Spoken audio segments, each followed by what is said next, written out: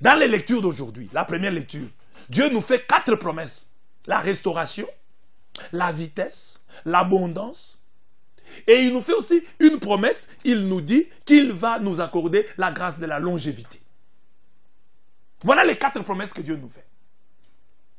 Mais dans l'évangile de ce jour, le même Dieu dit qu'il nous faut jeûner. Donc nous sommes là, Amos, première lecture, Amos 9, 11 à 15. Vous allez lire le texte. Deuxième lecture, Matthieu 9, 14 à 17. Quand je mets les deux lectures ensemble, quel est l'enseignement que je tire? Je dis, mettons nos vies, mettons nos prières en mode insistance. Quand il y a une promesse de Dieu, ne pensons pas qu'elle va s'accomplir de soi. Il y a des promesses de Dieu qui s'accomplissent de soi. Mais il y a des promesses de Dieu qui demandent de notre part une contribution en termes de prière, en termes de jeûne. Nous pouvons pour cela lire un beau texte qui se trouve dans le livre de Roi, le deuxième livre de Roi, le 13e chapitre. 13e chapitre du deuxième livre de Roi. 13e chapitre du 14e au 19e verset. Un très beau texte. De quoi s'agit-il dans ce texte? Le prophète Élisée, sentant sa mort prochaine, est visité par le roi Joach. Le roi Joach arrive à son chevet et le prophète lui fait faire un certain nombre de cérémonies. Lisez dans le texte, je vous épargne des détails. Mais une des cérémonies, un des gestes prophétiques que le prophète demande au roi Joach de poser, c'est d'ouvrir la fenêtre et de lancer la flèche, une flèche. Quand le roi lance cette flèche par la fenêtre, le prophète lui dit que cette flèche est la flèche de sa victoire sur les Araméens. Qu'il va les battre avec complètement. C'est la parole, une parole prophétique. C'est ainsi dit l'Éternel. Mais par la suite, le même prophète va dire au roi de prendre les flèches et de les lancer à même le sol. Le roi va s'exécuter. Mais il va jeter les flèches, les lancer sur le sol à 3 reprises seulement. Le prophète va regretter, il va se mettre en colère et lui dire, tu as mal agi. Il aurait fallu jeter 5 ou 6 fois. Mais comme tu n'as jeté que 3 fois, tu battras tes ennemis 3 fois seulement. Mais si tu avais jeté 5 ou 6 fois, tu les battrais complètement, totalement, définitivement. Vous voyez, il y avait une promesse. La flèche de la victoire avait été lancée. Le prophète avait dit, tu les battras.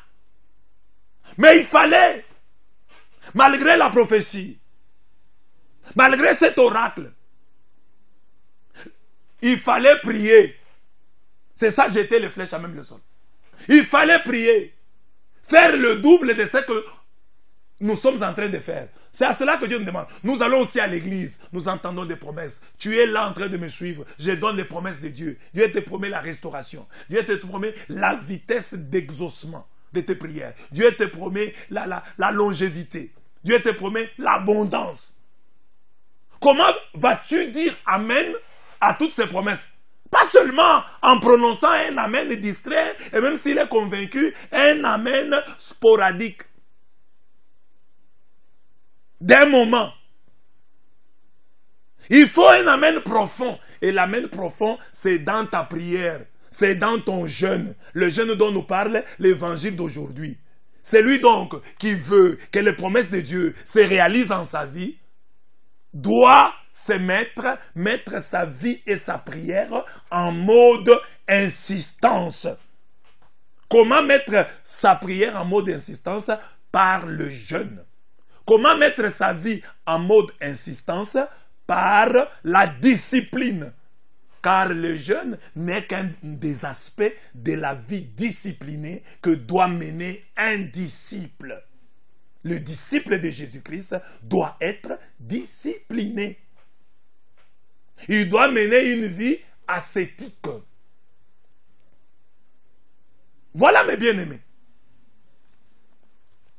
Les promesses de Dieu attendent notre amen. Et notre amen n'est pas une parole. Notre amen est fondamentalement la vie que nous menons après la promesse. La vie que nous menons pour nous conformer aux promesses divines. Les promesses de Dieu sont comme des grossesses. Je ne cesse jamais de les dire. Et les grossesses ont toujours leurs interdits. Surtout s'il s'agit de grossesses précieuses. Il y a les interdits de la grossesse. Quand une femme est grosse, il y a un certain nombre de choses qu'elle ne peut plus faire. Il y a un certain nombre de choses qu'elle ne peut plus manger. Ça arrive automatiquement. Et parfois sur prescription médicale. C'est ça le jeûne. Tu as des promesses, c'est comme si tu as une grossesse. Et comme tu as une grossesse, il y a des choses que tu ne peux faire. Que tu ne peux plus faire. Parce que tu veux donner vie. Voilà. C'est aussi simple que ça. Ah, pourquoi est-ce que je dois jeûner alors que Dieu m'a promis? Oui. Les promesses de Dieu sont des grossesses. Et en tant que grossesse, elles ont leurs interdits que tu dois respecter.